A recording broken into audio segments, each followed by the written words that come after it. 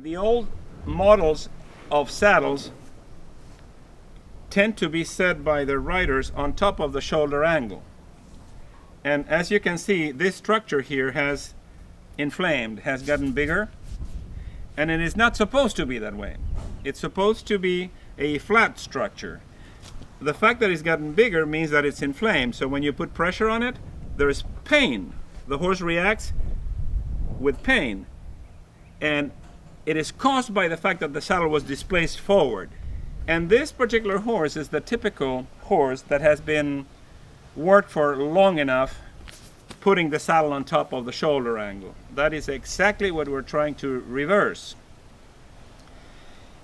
If you put the saddle, any saddle, including ours, if you put it up here, all you have is pressure points on the rear of the saddle and pressure points on the front of the saddle, but you have air underneath in what is called bridging.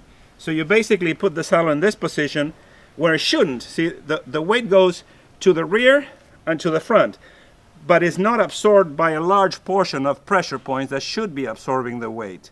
In this particular case, the pressure behind the cinch line shows pain because these vertebrae are out. These are the withers vertebrae, and they're all out. So what we do for that is simply realign them.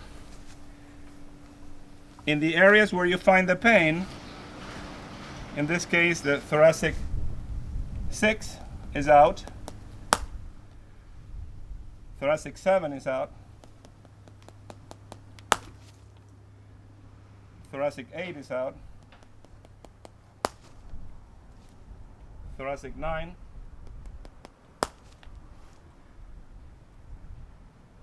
tenth is out,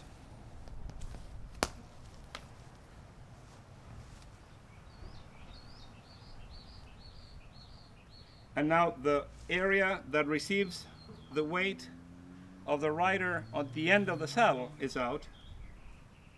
The seat area is out. That's why the horse is flinching in that area. So we will correct thoracic 18, lumbar 2. As you realize, the horse doesn't mind the tapping because it's actually taking the pain away as you realign the structures. That's lumbar 4, lumbar 5. And this is supposedly a very nervous horse, and you can see the reaction when you're taking the pain away. The horse actually enjoys the body work. And that's aligned. So when you finish the alignment, the end result is no pain on the horse's back. Remember the previous flinching? There's no pain in the horse's back. So it's a lot easier to put a saddle on a horse's back that is aligned than having to fight against misalignments. The misalignments pull nerves, and the nerves being pulled hurt, and the horse reacts poorly posturally and mechanically. What will happen is that if you work the horse misaligned or with a saddle that doesn't have the proper pressure points, the horse will lift the head up and will try to be very heavy on the forehand. Once you put the saddle in the proper place, take the pressure points away, the tendency is that the horse will bring the head down without the use of a martingale. Simply posturally there will be a correction as soon as you take the pain away. So you take the pressure away from the pressure points. The other aspect that we need to consider is that when we use a saddle that adds pressure points where they don't belong, such as the pressure points on the angle of the shoulder and the pressure points at the end of the saddle and the seat area only, without distributing evenly all of these points, the result is an inversion of the dorsal line.